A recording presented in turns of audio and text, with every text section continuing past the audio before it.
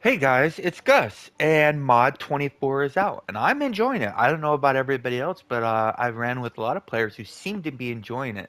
Not having a new dungeon for almost 2 years it's been kind of a long wait, and we got it. And I know it's a rework, but it's a lot of fun. And we say it's a lot of fun because it's very challenging. And for some people, you might be like, challenging, that's an understatement. At first, for a lot of people, it feels impossible. And people get very frustrated. And then it clicks. Wow. So the thing is, you can be the best tank and the best healer and the best DPS in the game, and that's not really going to help you in here. It's really just doing the mechanics. Because most of them you cannot overpower or bypass them. So everybody's just got to do their job. But generally speaking, having more damage or more tanking or more heals gives you a little bit more room for error. So here's the build I'm using. There are probably better builds, but they're a little bit more expensive. I sorbets, but the problem is there's no way I'm going to use a sorbet in here because dying is pretty commonplace. So this is the build that I'm running with. Feel free to copy it or use whatever you want to use out of it. I have a feeling this will be very similar to just about every other build that everybody's using. But here we go. So again, we're using the Serene Hood from the Dragon Hunts. A very cheap, viable alternative, possibly even better, is the Enclave hat from the Seal Store. And this is your as long as your stamina is mostly full, you're gonna have 7.5% accuracy. So that's a high uptime. Because like when you come out of a cocoon, you have no stacks, right? So you want to have as much damage as you can on the barrels in the cocoon. So this helmet might actually be better than the crit helmet. Um, I'm still using the crit sev, crit strike armor. I imagine you can get a T3 lure for dirt cheap in Avernus and just get the Bone Devil's ribcage as opposed to doing 100 ancient dragon kills to get this armor. Um, that's what I would do. I'm using the MC gloves. You don't need to use these at all. I'm just using them because I like how it works out in this build. What you can use as an alternative is you can use the two biggest alternatives I think for these are the Spike Defender Band Braces. You can get those from Vollenhof from doing the hunt or from Juma, or you can get the mythic version from the Dragon Hunts. We're also using MC weapons. You do not need the Fey weapons. They do give you more item level, which means you get more survivability. And then I'm using the new boots that cost 450 seals. So you can get these after a couple RTQs, RAQs. And then on the overloads are the reinforcements. I'm using Crit Sev, Crit Strike, Crit Sev, which is crazy because look, I'm using the Crit Set gloves. You'd never think I'd have room for those, but I do. And then I'm using power in the offhand modification. This hasn't changed in years. It's still aim shot. And then these have crit strike on them. I'm using the three journals. You do not have to use the journals at all. I just like using them in an AoE environment. You can use any 1200 item levels you want. Very lucky when I don't usually do 5-man content, but in 5-man content, it's very easy for the 3 DPS to have three greedy artifacts, like the Mythalar, the Demo, the Frozen. So I've been running the demo. The demo set is very expensive, basically unattainable. You do not need this. As an alternative for an HR, I would recommend the green Dragon Mark set from the Dragon Hunt store, or possibly might be the best in slot set still in the game is the music box set. So there's two other alternatives for you. I'm using the Crit Strike ring from the Dragon Hunts, and then I'm using the accuracy ring from the Dragonflight. If you don't have these or don't want to pay this much for them, you can use any ring that you want, really.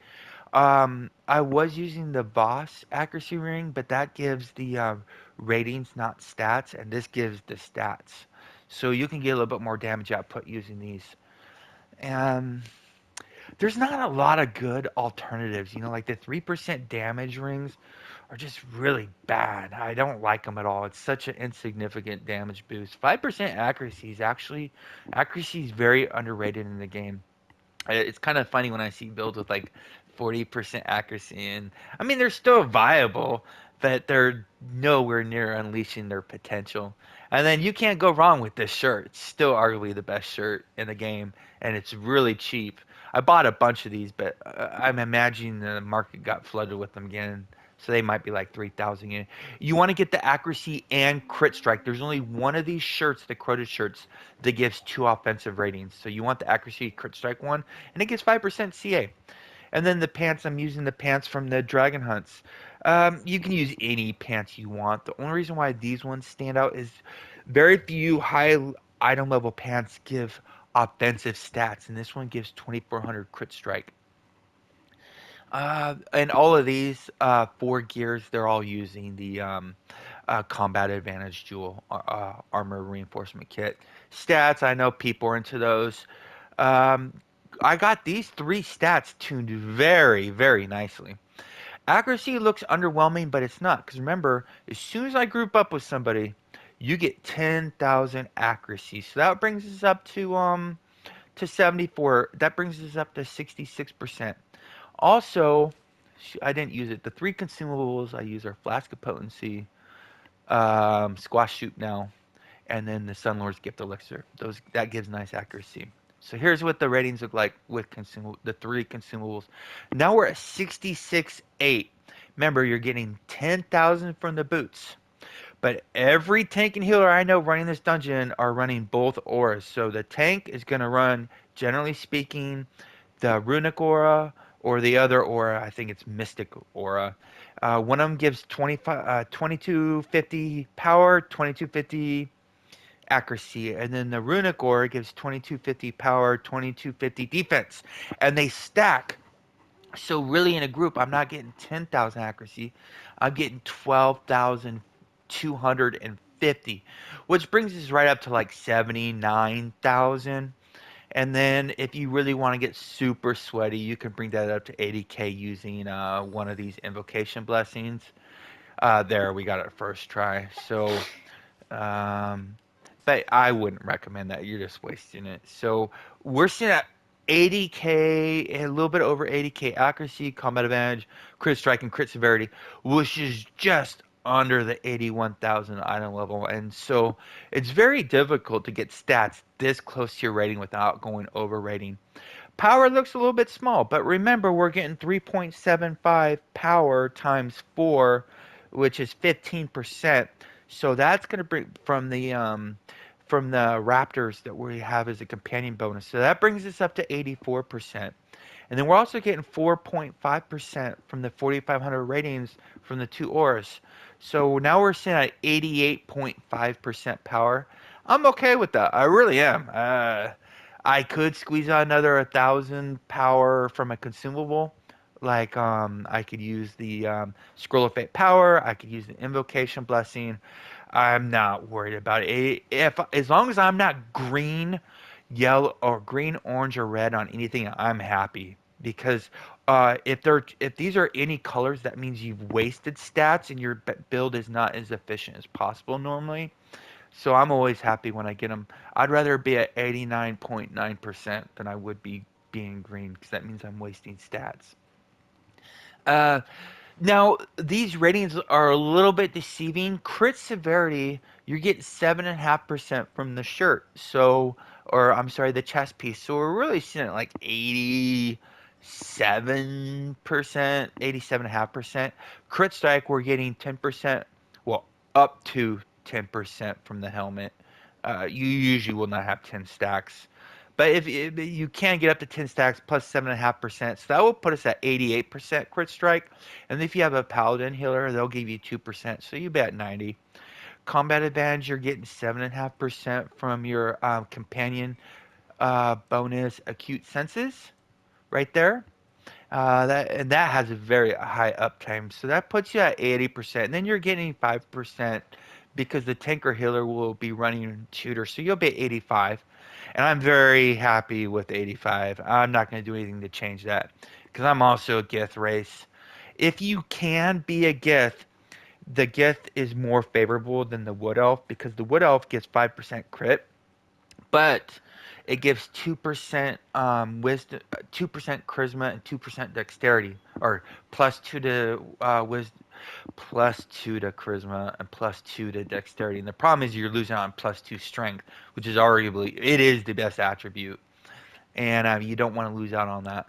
So to get there, plus being at 85%, I'm very happy with that because that gives me room to add 5% from aspect of the pack if I choose to use that.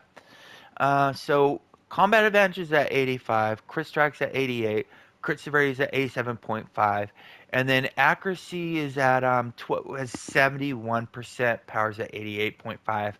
Very happy. I could raise those a little bit more, and I'll show you. I just don't want to because I'm getting more damage doing other things. Uh, the enhancements. Of course, you're going to be running Devil's Precision, Rage of Flames. You do not need them, but you're gonna if you don't have them, there's gonna be times where you barely didn't kill the barrel by a pixel or barely didn't kill the cocoon by a pixel, and you're gonna wish you had all the damage you could. Only reason I'm using the Poison Thorn is because I have on the Demogorgon set. I prefer the Curse Burn. I've been using the Curse Burn for months now. But I only have it because the Curse Burn doesn't really work too well with the demo set. You can use AP gain, which actually helps your damage a little bit more. But for this dungeon, I prefer the movement speed, as I think most people do, because you need movement speed to move the red circles, to get the red lines to the wall, to get to the cocoon faster. Everything that speed is more damage and more survivability. I don't think there's anything that comes close to the movement speed utility enchant. This is all defense and forte with the garnets on this side. This side I have two garnets for power, a crit severity, which is so weird that I'm using crit severity here and I'm using crit severity gloves and I have all these crit severity overloads, and I still need more crit severity. So balancing a striking companion is very challenging, but it works. It's just very you got to be on the ball a lot. And then I have one combat advantage right here. And then these powers have not changed at all. I'm actually using split shot a lot in this dungeon. So on the first boss, when we do the full artifact call and then the spiders come out, I'm using split shot to hit as many spiders as I can, as opposed to an aim shot that only hit one spider. The powers change, but on the first boss, I'm using plant growth, and the reason being is when you use your hindering strike, I'm sorry, hindering strike to stun all the spiders or all the other ads that come on the first boss, and follow up with the plant growth. They're just melting from all that damage over time. You're gonna love it. These two powers haven't changed at all. And then Slasher's expertise, there's no doubt about this because in this dungeon, what a lot of times I'm doing and other players I know are doing is we're saving our Slasher's Mark daily for the barrels or the cocoons. And this Slasher's expertise lets us follow up with some encounters that hit even harder that help break it. So there's no way I'd be using more than disruptive on this. You can if you want, but I definitely prefer Slasher's expertise. Boons.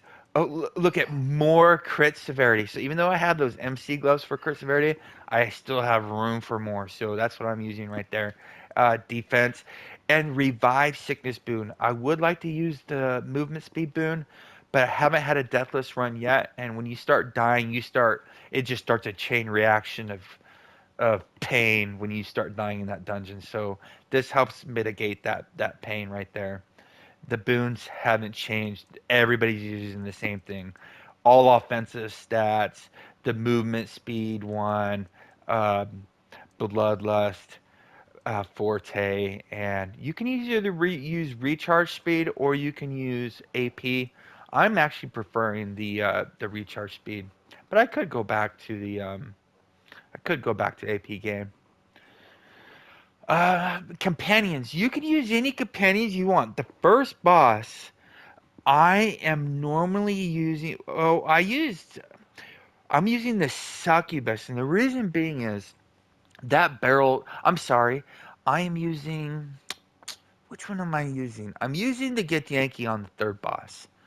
On the second boss, I'm using Get Yankee or Pseudo. On the first boss, I haven't figured out if I'm sticking with the succubus or Regis. The succubus is more likely to hit the barrel than the incubus succubus is, but if the succubus does hit the barrel, it'll probably hit it harder. So these are just personal preferences. But I'm using the Get Yankee, um, the succubus, and the Regis in there. These are all very expensive companions. You don't need these. These are just to help um, improve the 1% chance that they may help the group. So they're definitely not needed. They're very expensive, but they're helpful. The companion gears. So the problem is there's only three companion gears that we can get that have offensive stats. And I could have gotten one of each. Like I could have gotten three of the accuracy combat advantage, three of the accuracy crit strike, or three of the combat advantage crit severity. But the problem is, if I would have did that, I wouldn't have gotten all three gears, and I would have not gotten the collection points. And I wanted all three, so what I did is I got these three gears and built around them. Uh, so I just got there's three companion gears you can get that have double offensive stats. I got those three. Again, of course, you're going to use the companion enhancement, acute senses, Neverwinter Night, Minsk, Batiri, Raptor, Cat's Gold Instincts from the Golden Cat. Now, on the first boss, and the third boss, and the second boss. So, on the three bosses, the bosses aren't the DPS check. The DPS checks are the barrels, the tentacles, and the cocoons. I am not 100% certain that these Batiri works on all three of those. So what I was doing on the first box is actually I was taking off Batiri. I know it sounds crazy, but the boss is not the focus. It's the barrel. You can do all the damage you want in the world, but if you don't kill that barrel, you're wiping. So what I was doing was, oh god, now watch me not find it. It's the new accuracy one. I forget what he's called. I'll show it to you just in case you're curious. I can never forget remember its name. It is oh, this guy right here. Maestro's observation, and that comes from what does that call Jarlax. Jarlaxle. It's one of the new mythic companions. So that's what I'm running there. If the group is having a hard time on the barrels or the cocoons, I'm taking off Bateri and putting that on. Mm. But if you notice, the most of the time I'm running with three damage comps. On the mobs, of course, you don't need Bacteria. There's just no reason to swap it out because that little bit extra damage you're getting is nothing, and all you're doing is wasting the group's time swapping it out, I think. And I think I covered that for companions. Mounts, tunnel vision, and ferocity is the quip power. Now, there is. All the stats I have are all capped. I know power. No, power's at 88.5. Accuracy's under by like 1,000. I'm happy with Frosty. This actually does decent damage. I've seen ACT logs from the low 1% to the high, way close, but most of them are way closer to 2% overall damage from these. I think they're underrated, so I'm still going to use it because my stats let me. Now, what I could do is run a stat right here and then change my gloves from these expensive MC gloves and go with the Spike Defender gloves or the Spike Defenders from the new Dragon Hunts. So you do not need these gloves at all. The Spike Defenders might actually be more damaging than these MC gloves, actually. Um, tunnel vision. You're using tunnel vision, and I never cast it on it. The only time I cast it is on the second boss, before it gets to 50%, as well as the last boss only when it's below 20% health. The only time I'm ever using the tunnel vision? I know other players will be using all the artifact calls to pad their stats, but guess who's not wiping the group by not wasting their tunnel vision on the bosses? You got to save them for the real bosses, the barrel or the tentacles or the cocoon or the real bosses. Mount powers, two assassins covenants, two warlords, and a gladiator's guile. Now I do know artificer's persuasion, for single target is amazing, but on you're not really doing too much single target stuff in here, where you're doing a full artifact call. You're not doing a full rotation on the cocoon and barrel. So I prefer the gladiator's guile to get there much faster. I have all. This uses all skills and aggressions. The only difference is I replaced a skill with a brutality here right there for that little bit of extra power. And I think, yeah, and then you're going to be using the colors haven't changed forever. Encounter, crit sev, gold. You can use whatever you want for practical. Supportive, you can use whatever you want as well. It doesn't matter. Unified movement speed is you cannot be fast enough in this game. Speed is fun, and they keep nerfing the hell out of it. And I think that's it. Okay, so the three consumables were, just in case I didn't cover it, Flask of Potency, Squash Soup, Sunlord's Gift Elixir. If you got any questions or ways, wait. So the three belt items, the one that you're always going to use is the Stone of Health. The second one is you're going to use if you have it, if you don't have it yet, you might want to get the Dragonfire. It's very underrated. It's in the current battle pass. I probably won't take this off for a long time. Now, what you can use here, you use in this slot, is a lot of people will use, the Forger's box. I think the Forger's box is completely useless in this dungeon unless your group can do it in a half-hour group that doesn't die, which is very rarely nobody right now. So the problem is you're going to die a lot. And when you die, the Forger's box is gone and it's useless for 10 minutes. So if you want something that's going to be useful every fight, the only other option I could think of to go here is the Lear's Bell of Empowerment to buff your striker, and you can use this for every 2 minutes. It has a 30-second uptime. There's the build I'm using for this new mod. If you got any suggestions on how this can be better, please comment below. I think a lot of people are interested. Stay classy, Neverwinter. See you soon.